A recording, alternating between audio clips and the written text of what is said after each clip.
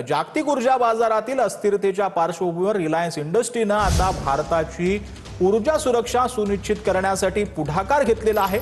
Jamnagar रिफायनरीमधून LPG उत्पादन वाढवण्यासाठी कंपनीची टीम 24 तास काम करत आहे, ज्यामुळे भारतीय कुटुंबांना इंधनाचा अखंड पुरवठा मिळेल असं अधिकृत निवेदन रिलायन्सनं जारी केलंय। भारताची ऊर्जा सुरक्षा हीच आमची प्राथमिकता आहे असं स्पष्ट करत रिलायन्स संकटाच्या काळामध्ये देशासोबत खंबीरपणे उभे असल्याचं कंपनीनं अधोरेखित केलं। तर ठाण्यामध्ये आता जवळपास 70% हॉटेल्स, लग्न कार्यालय रविवारपर्यंत बंद होणार आहेत। एलपीजी गॅस सिलेंडरच्या तुटवड्यामुळे तोडगा न निघाल्यास हा निर्णय घेतला जाणार आहे। उद्या या संदर्भात ठाण्यामध्ये महत्त्वाची बैठक देखील पार पडणार आहे। तर पेट्रोल डिझेलचा काही महिने पुरेल इतका साठा शिल्लक आहे। ऑल इंडिया पेट्रोल डीलर असोसिएशनचे मेंबर अली दारूवाला यांनी ही माहिती दिलेली आहे। बुक केलेलं गॅस सिलेंडर जे 2 दिवसात मिळायचं ते आता 15 दिवसांनी मिळणार असल्याची माहिती मिळते। लोकांनी गॅस सिलेंडरची साठेबाजी करू नये म्हणून निर्णय घेण्यात आल्याचं सांगण्यात येतं। पेट्रोलियम कंपनीने जे एलपीजी प्रोडक्शन जे आमच्या रिफायनरी मध्ये होतात त्याला शासनाने प्रायोरिटाइज करायला सांगितलं, त्याला प्राधान्य देण्यात यावं असं त्यांना आदेश दिलेले आहे। पॉइंट नंबर 2, जे गॅस सिलेंडर्स आपण बुक करतो आणि जे आपल्याला 1-2 दिवसात भेटतात त्याचं जे अवधी आहे, त्याचा जे टाइम पिरियड ते 25 डेज करण्यात आलेला आहे। जे पेट्रोल डिझेलचा शॉर्टेजचं जे अफवा, जे टूलकिट जे इथं मार्केटमध्ये पसरत आहे त्याबद्दल मी सांगू इच्छितो की आपल्याकडे महिनोना महिना पुरल एवढा पेट्रोल आणि डिझेलचा साठा आपल्या देशाकडे आहे। तर आखाती देशांमध्ये सुरू असलेल्या युद्धाचा फटका पिंपरी चिंचवडमधील हॉटेल मोठा व्यावसायिकांना जो आहे तो बसत आहे। कमर्शियल गॅसचा तुटवडा निर्माण झाल्यानं शहरातील अनेक हॉटेल्स अडचणीत आलेले आहेत। किमान एक तरी गॅस सिलेंडर उपलब्ध करून द्यावा अशी मागणी हॉटेल व्यावसायिकांकडून करण्यात येते। सरकारने जो अचानक एकदम अचानक आम्हाला न कळवता जो बंद पुकारलेला आहे आणि हा 4 दिवस आधीच त्यांनी बंद केला, पण आम्हाला कळवलं 4 दिवसानंतर। आमच्याकडे स्टॉक जे होते तेही संपत आले, त्याच्यामुळे हा अचानक आलेला प्रॉब्लेम, त्यामुळे आम्हाला हॉटेल व्यवसाय बंद करण्याशिवाय पर्याय नसणार आहे। हा दरवर्ष 10% लायसन फीस वाढतो, वॅट पण वाढवलं, सगळं टॅक्स घेतो ना, ते सर्व्हिस पण गव्हर्नमेंट तसं द्यायला पाहिजे की नाही, ते गव्हर्नमेंटचे काम आहे। आता एक हॉटेलमध्ये कमी 30-40 पोरं कामाला आहे, ते काय करणार आता त्या लोकांनी जेवण हॉटेल बंद केलं, आता त्या पोरांना काय घेणार आम्ही, त्याला जेवण कुठे काय करणार आहे? ते गव्हर्नमेंट ते आम्हाला काही करा, आम्हाला एक पण दर हॉटेलला एक दिवस एक सिलेंडर सर्व्हिस यायला पाहिजे आम्हाला। तर अमेरिका इराणमधील युद्धामुळे कोल्हापुरातील हॉटेल व्यावसायिकांना गॅस तुटवड्याचा सामना करावा लागतो। हॉटेल आणि अन्य व्यवसायासाठी होणारा गॅस पुरवठ्यामध्ये 50% घट झाल्यामुळे हॉटेल व्यावसायिक संभ्रम अवस्थेत आहे। कोल्हापुरातील हॉटेल व्यावसायिकांनी जिल्हाधिकाऱ्यांची भेट घेतलेली आहे आणि चर्चा देखील केली।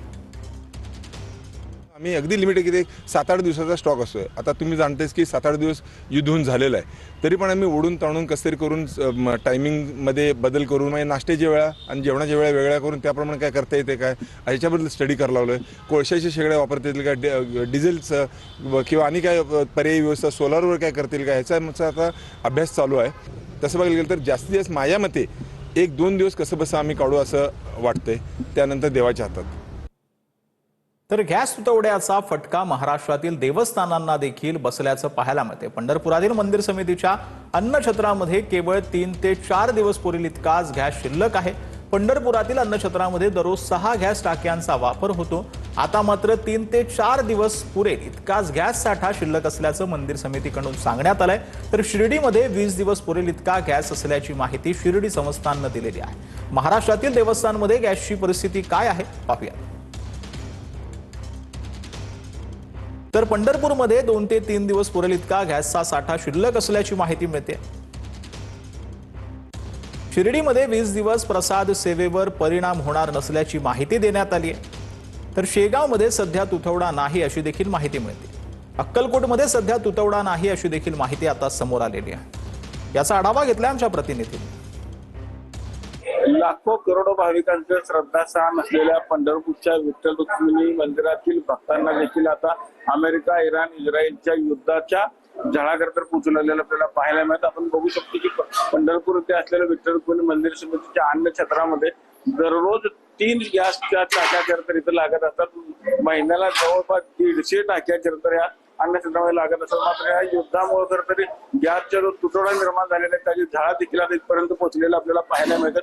याच अन्न क्षेत्रामध्ये आपण बघितलं तर दररोज सकाळ आणि संध्याकाळी मिळून जवळपास 8 ते 10 हजार भाविक खरं तर या प्रसादाचा लाभ घेत असतात. मात्र आपण जर बघितलं तर आज या मंदिर समितीकडे 3 ते 4 दिवस पुरेल एवढ्याच गॅसच्या टाक्या खरं तर शिल्लक असल्याची माहिती खरं तर आपल्याला प्राप्त झालेली. तर त्या गॅसचा जो तुटवडा आहे किंवा त्याची जी जळ आहे त्या या भाविकांपर्यंत आता पोहोचलेली आपल्याला पाहायला मिळत आहे. पंढरपुरातून कॅमेरामॅन जगदीश रवी लवेकर, TV9 मराठी. तर देशभरामध्ये पॉलीप्रोपिलीन प्लास्टिक पॅकिंग बॅगचा तुटवडा होण्याची शक्यता आहे. पॉलीप्रोपिलीन प्लास्टिक बनवण्यासाठी लागणाऱ्या कच्च्या मालाची निर्मिती थांबली असल्यानं बॅगचा तुटवडा निर्माण होण्याची शक्यता आहे. याचा आढावा घेतला आमच्या प्रतिनिधींनी. देशाच्या युद्धामुळे कुठेतरी उद्योग धंद्याचा या परिणाम दिसून येत आहे. छोटे मोठे उद्योगावरती याचा परिणाम दिसत आहे. जे रॉ मटेरियल आहे तो रॉ मटेरियल मिळत नसल्यामुळे कुठेतरी उद्योग धंदे हे बंद पडण्याच्या मार्गावर आहे. 15 दिवस पुरेल इतका रॉ मटेरियल असल्यामुळे आता कुठेतरी बेरोजगारीचे संकट कामगारावर येऊ शकतात अशी परिस्थिती निर्माण झाली आहे. कारण की युद्धामुळे जे रॉ मटेरियल आहे तो रॉ मटेरियल कंपनीला मिळत नसल्यामुळे कुठेतरी जे व्यापारी आहे त्यांच्याकडे अडचण निर्माण होत आहे. छोटे मोठे उद्योग मध्ये लागणारे प्लॅस्टिकचे बॅग असेल जे तयार केले त्यासाठी लागणारे रिफायनरी असेल ते मिळत नसल्यामुळे कुठेतरी उद्योग बंद होण्याच्या मार्गावर आहे. युद्ध थांबण्याची वाट हे उद्योजक पाहत आहे, परंतु याच्यामुळे मोठी बेरोजगारी आणि जे पॅकिंगचे सामान आहे ते होऊ शकणार नाही. त्याच्यामुळे एक मोठा संकट समोर निर्माण झाला आहे. निलेश जहाज, TV9 मराठी, चंद्रपूर. तर बांगलादेश पेट्रोलियम कॉर्पोरेशननं भारताकडून येणाऱ्या 6 महिन्यांच्या डिझेलचा कोटा अवघ्या 2 महिन्यांमध्ये पूर्ण करण्याची मागणी केली आहे. यामुळे भारताच्या इंधन नियोजनावरती ताण येण्याची शक्यता आहे. भारत दरवर्षी पाईपलाईनद्वारे बांगलादेशला 1,80,000 टन डिझेलचा पुरवठा करतो.